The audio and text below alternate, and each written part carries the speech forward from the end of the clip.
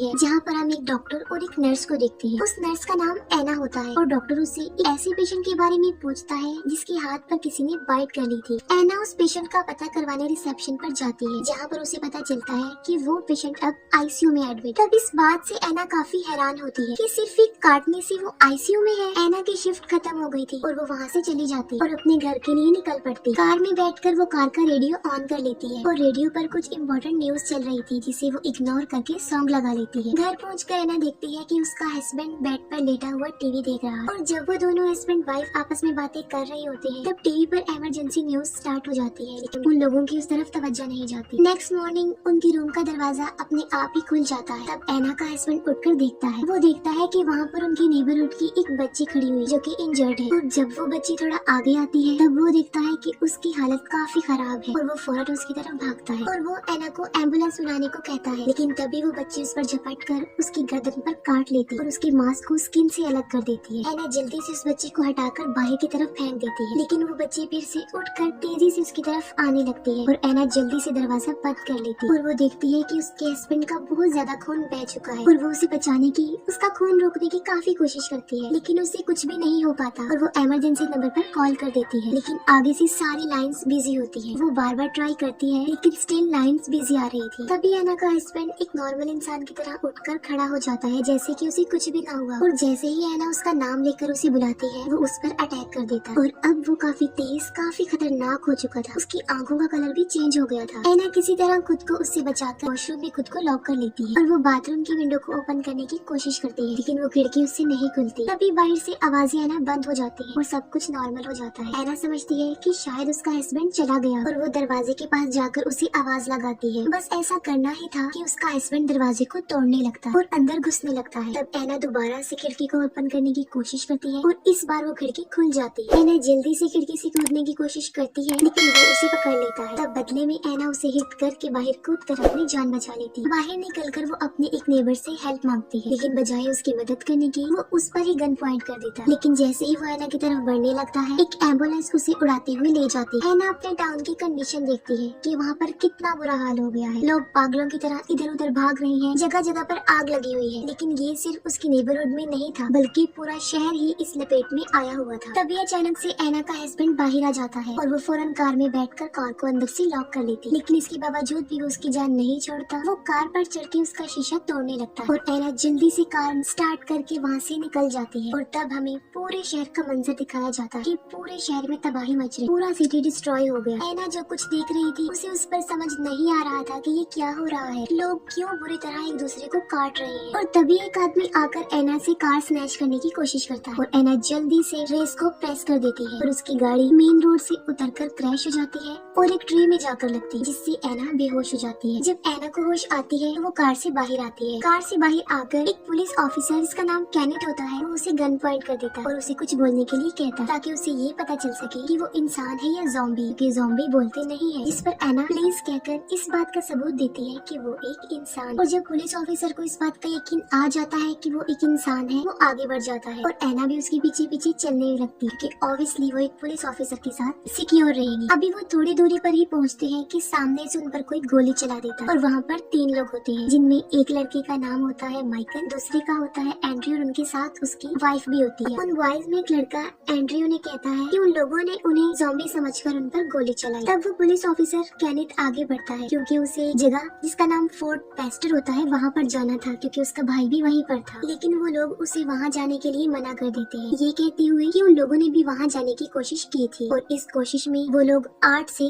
3 रह गए हैं। वो बताते हैं कि अब वो मॉल जा रहे हैं। तब कैनेथ और एना भी उन्हें ज्वाइन करते हैं और वो भी उनके साथ मॉल जाते हैं। पूरा मॉल लॉक था इसलिए वो पिछले दरवाजे का लॉक तोड़ने लगते हैं और इसी दौरान कुछ ज़ॉम्बीज उन्हें देख लेते हैं और तेजी से उनकी तरफ आने लगते हैं। तब कैनेथ और एंड्रयू उन ज़ॉम्बीज को कवर करने की कोशिश करते हैं, लेकिन अभी तक डोर ओपन नहीं होता और उसका लॉक नहीं टूटता। कैनेथ उस लॉक को शूट करके उसे तोड़ देता है और वो सब अंदर आकर दरवाजे को बंद कर लेते हैं। अंदर आने के बाद वो पूरे फ्लोर को चेक करते हैं। माइकल को एक स्टोर रूम से किसी की आवाज सुनाई देती है और जब वो डोर ओपन करता है तब वो देखता है कि वहाँ पर एक सिक्योरिटी गार्ड जो कि अब ज़ॉम्बी बन चुका है किसी को खा रहा है और जब वो ज़ॉम्बी गार्ड माइकल को देखता है तब वो उस पर अटैक कर देता है और उसका शोर बाकी लोग भी सुन लेते हैं। तभी पीछे से आकर एक ज़ॉम्बी एंड्रयू की वाइफ को पकड़ लेता है और कैनेथ उसे बचाने की कोशिश करता है, लेकिन इस कोशिश में उसे खुद भी चोट लग जाती है। अंदर माइकल किसी तरह तरह उस ज़ॉम्बी को मार के अपनी जान बचा लेता है। और दूसरी तरफ एना उस ज़ॉम्बी पर शॉटगन चला देती है जो उसके सर पर लगकर गुजर जाती है, जिसकी वजह से वो ज़ॉम्बी तड़पने लगता है। सही मौका मिलने पर वो सब लिफ्ट की तरफ भागते और ऊपर वाले फ्लोर पर पहुंच जाते। लेकिन वहाँ पर 3 सिक्योरिटी गार्ड्स और भी थे जिन्होंने उस फ्लोर पर अपना कब्जा किया हुआ था और वो उन लोगों को वापस नीचे वाले फ्लोर पर जाने का कहते। लेकिन नीचे वाला फ्लोर उन लोगों के लिए सिक्योर नहीं था, इसलिए वो हरगिज वहाँ जाना नहीं चाहते थे। इवेंचुअली वो गार्ड्स उन लोगों को उस फ्लोर पर अपने साथ रखने के लिए एग्री हो जाते हैं, लेकिन उनकी हेल्प करने के लिए नहीं बल्कि उन्हें प्रिजनर्स बनाकर, और वो उनसे उनकी गन्स भी छीन लेते हैं। अंदर जाकर एना केनेथ के जख्म की पट्टी करती है और एंड्रयू देखता है कि उसकी वाइफ को एक ज़ॉम्बी ने काट लिया, लेकिन वो इस बात को हाइड रखता है और किसी से शेयर नहीं करता। वो लोग टीवी देखते हैं और उन्हें न्यूज पर उन ज़ॉम्बीज के बारे में ये इन्फॉर्मेशन मिलती है कि ये ज़ॉम्बी सिर्फ सर में गोली मारने से ही मरते हैं। और मिलिट्री ऑफिसर बताता है कि फोर्ट पेस्टर जहाँ पर केनेथ ने जाना था ये वही प्लेस थी और वो अभी तक सेफ है। अगर कोई सर्वाइवर यहाँ आना चाहता है तो वो यहाँ आ सकता है। वो सिक्योरिटी गार्ड्स ग्राउंड फ्लोर पर जाते हैं ताकि ज़ॉम्बीज से लड़ सके, और वो ज़ॉम्बी जो पानी में तड़प रहा होता है वो उस पर वो बात आजमाते हैं कि उन्हें सर पर मारने से ही वो मरते हैं, और वो ज़ॉम्बी को शूट कर देते हैं। और बाकी लोग छत पर सिग्नल यानी SOS लिखते हैं ताकि हेलीकॉप्टर यहाँ पर आए और उनकी हेल्प कर सके। मॉल के सामने वाले फ्लोर पर एक सर्वाइवर होता है जो वहाँ पर अकेला था। फिर हम देखते हैं कि मॉल के आसपास बहुत सारे ज़ॉम्बीज जमा हो रहे हैं। रात को सिक्योरिटी गार्ड सीजे उन सब लोगों को एक कंपार्टमेंट में बंद कर देता है ताकि वो कोई ऐसी वैसी हरकत ना कर सके। नेक्स्ट मॉर्निंग एक सिक्योरिटी गार्ड सिक्योरिटी रूम में जाता है तब वो CCTV फुटेज में देखता है कि एक ट्रक उस मॉल यानी उनकी तरफ तेजी से आ रहा है और सब लोग उस ट्रक में बैठे हुए सर्वाइवर्स को बचाना चाहते थे। लेकिन सिक्योरिटी गार्ड सीजे जिसे सिर्फ अपनी जान प्यारी थी और वो उन्हें बचाना नहीं चाहता था, तब दूसरा सिक्योरिटी गार्ड उसकी इस बात पर एग्री नहीं करता तो वो उससे भी मारने की धमकी देता। इसी बहस के दौरान मौका मिलते ही वो सब उनसे उनके हथियार छीन कर अब उन्हें प्रिजनर्स बना लेते हैं और फिर वो ट्रक वाले लोगों को बचाने जाते हैं और उन लोगों को पिछले डोर पर आने का सिग्नल देते हैं। ड्राइवर ट्रक को बैक करके दरवाजे पर ट्रक लगा देता है। तब माइकल और एंड्रयू उन्हें बचाने के लिए बाहर आते हैं और एक कपल पहले ही ट्रक पर चढ़कर खुद को सेव कर लेता है, लेकिन वो कहते हैं कि ट्रक के अंदर भी 6 लोग हैं। अब सारे ज़ॉम्बीज उनकी तरफ बढ़ने लगते हैं और वो दोनों उनका मुकाबला करते हैं, उन्हें मारते हैं, लेकिन वो ज़ॉम्बीज तादाद में बहुत ज्यादा थे। तब वो जल्दी से भागकर दरवाजे को लॉक कर लेते हैं और वो लोग उन ट्रक में बैठे सारे सर्वाइवर्स को बचा लेते हैं और वो टोटल 8 लोग। अब क्योंकि उनके पास ट्रक भी था तो केनेथ फोर्ट पेस्टर के लिए जाने लगता है। इस पर एक सर्वाइवर उसे ये कहकर मना कर देता है कि फोर्ट पेस्टर पूरी तरह डिस्ट्रॉय हो गया, अब वहाँ पर कोई भी जिंदा नहीं बचा। लेकिन केनेथ उसकी बात नहीं मानता और वहाँ से जाने लगता है। तब माइकल उसे ये कहकर रोक लेता है उन लोगों को उसकी यहाँ पर जरूरत। तब केनेथ अपसेट होकर छत पर जाता है जहाँ पर सामने फ्लोर वाला सर्वाइवर उससे इंफॉर्मेशन मांगता है। तब केनेथ उसे बताता है कि फोर्ट पेस्टर खत्म हो गया है और अब कोई भी मदद नहीं। और एना उन्हें बताती है कि ये एक ज़ॉम्बी वायरस है जो काटने से फैलता है और वो उस मेल सर्वाइवर के बारे में बताती है कि उसे भी ज़ॉम्बी ने काटा हुआ है और वो भी अनकरीब ज़ॉम्बी बन जाएगा। ये सुनकर एंड्रयू काफी हैरान और परेशान हो जाता है क्योंकि उसकी वाइफ को भी ज़ॉम्बी ने काटा हुआ था और वो चुपके से उसके पास चला जाता है। तब माइकल कहता है कि हमें उस मेल सर्वाइवर को मार डालना चाहिए वरना उनमें से भी कोई नहीं बचे, और वो गन लेकर उसे मारने के लिए जाता है। एना जाकर उस आदमी को बताती है कि माइकल उसे मारने आ रहा है, लेकिन वो उसकी बात को मजाक ही समझता। माइकल आकर उसे कहता है कि वो सबके लिए खतरा है, उसे मरना होगा क्योंकि वो इन्फेक्टेड है। ये बात सुनकर वो मरने के लिए तैयार हो जाता है। एंड्रयू अपनी वाइफ के पास जाता है और उसे इस बारे में कुछ भी नहीं बताता बल्कि ये कहता है कि उसका जख्म अब ठीक हो रहा। निकोल अपने फादर को गुड बाय कहती है। केनेथ उस पर नजर रख रहा था क्योंकि वो उसके ज़ॉम्बी बनने का वेट कर रहा था और जैसे ही निकोल का बाप ज़ॉम्बी बनता है वो मौका देखते ही उसे शूट कर देता है। अब वो सब लोग खुशी खुशी वहाँ पर अपनी जिंदगी गुजारने लगते हैं क्योंकि वहाँ पर किसी भी चीज की कोई कमी नहीं। एंड्रयू ने अपनी वाइफ से किसी को भी मिलने नहीं दिया और केनेथ और सामने वाले सर्वाइवर के बीच भी बोर्ड नोट के जरिए बातचीत होती रहती थी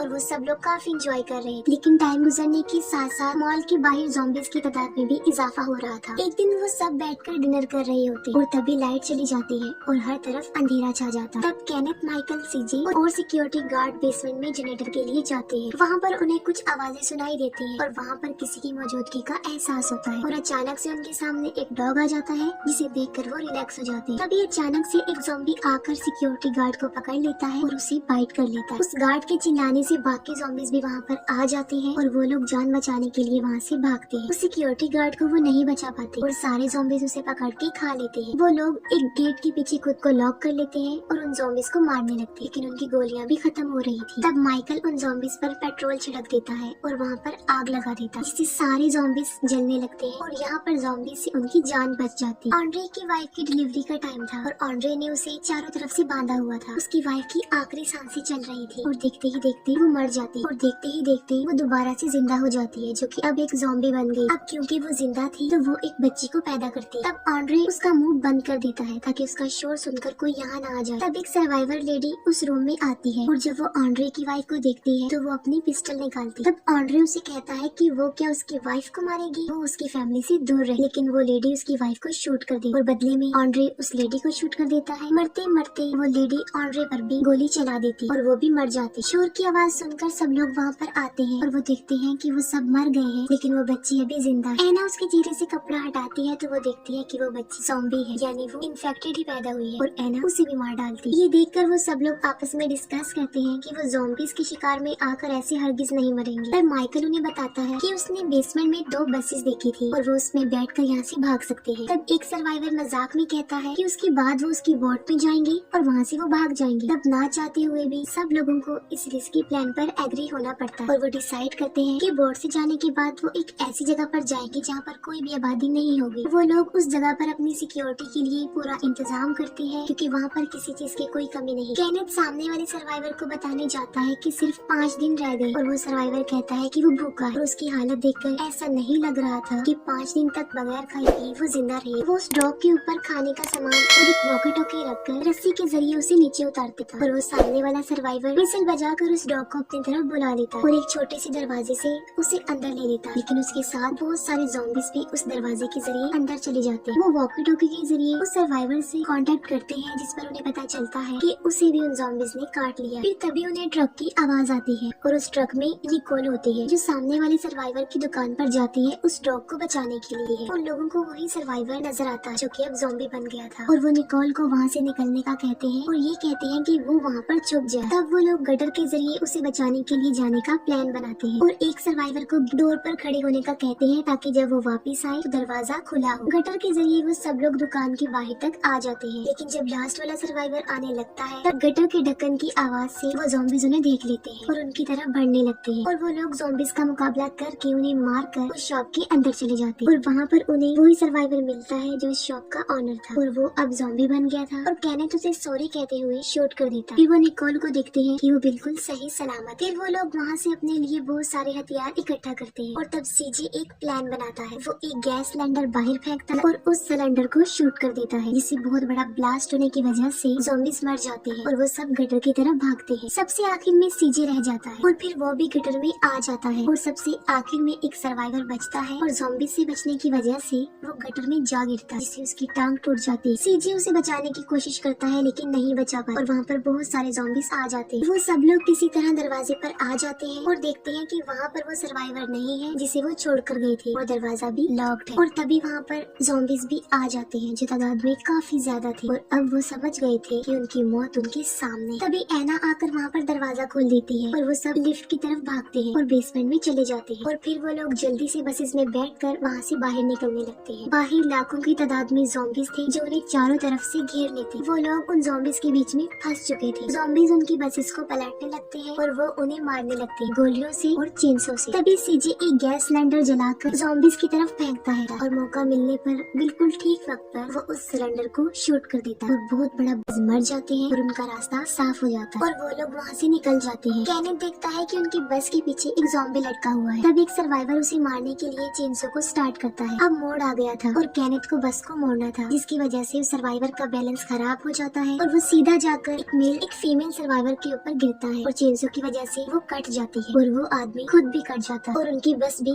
पलट जाती है। तब सीजे देखता है कि दूसरी बस पीछे नहीं है और वो अपनी बस को पीछे की तरफ लाते हैं। अब वो सर्वाइवर जो कि सेल्फिश था बगैर किसी की हेल्प किए बाहर आ जाता है, लेकिन बाहर अकेला वो ज्यादा देर तक जिंदा नहीं रहता। एक ज़ॉम्बी उस पर झपट कर उसे मार डालता है। वो लोग दूसरी बस की तरफ जाने लगते हैं, लेकिन जब एना जाने लगती है तब वही सेल्फिश सर्वाइवर जो अब ज़ॉम्बी बन चुका था और एना उसे मार डालती है। गोली की आवाज सुनकर बाकी ज़ॉम्बीज भी वहाँ पर आ जाते हैं। मौके का फायदा उठाकर एना उसके पॉकेट से बोट की चाबी ले लेती है और बाकी सर्वाइवर्स उसे बचाने की कोशिश करते हैं। चाबी लेकर वो बस की तरफ भागती है और सारे ज़ॉम्बीज भी उसके पीछे ही थे। माइकल किसी तरह उसे बचाकर बस के अंदर खींच लेता है और सीजे दरवाजा बंद कर देता है और फिर वो लोग बोट के पास पहुँच जाते हैं। सब लोग उतरकर बोट की तरफ जाने लगते हैं, लेकिन सबसे आखिर में सीजे रह जाता जो कि वहीं फंस जाता है और वो उन सबकी जान बचाने के लिए ज़ॉम्बीज को कवर करता है, लेकिन थोड़ी ही देर में सारे ज़ॉम्बीज उसे पकड़ लेते हैं और वो उन लोगों के लिए अपनी जिंदगी को सैक्रिफाइस करता है। उसके सामने कोई रास्ता नहीं होता तो वो एक गैस सिलेंडर को शूट करके उन ज़ॉम्बीज के साथ खुद भी मर जाता है। वो सब लोग बोट पर चढ़ जाते हैं लेकिन माइकल उनके साथ नहीं जाता और अफसोस की बात ये है कि उसको भी ज़ॉम्बी ने काट लिया था और वो बोट के जरिए उन सबको वहाँ से भेज देता और उन लोगों को जाते हुए वहाँ से देखता है। एना इस सबसे खुश नहीं होती क्योंकि वो उसे वहाँ पर छोड़ना नहीं चाहती थी, वो उसकी हेल्प करना चाहती क्योंकि उन लोगों की जान बचाने की वजह से ही माइकल को अपनी जिंदगी को सैक्रिफाइस करना पड़े। एना बहुत ज्यादा दुखी होती। जैसे उनकी बोट थोड़ी दूर जाती है माइकल खुद को शूट करके मार डालता और इसी इमोशनल सीन के साथ ये मूवी यहीं पर एंड हो जाती है।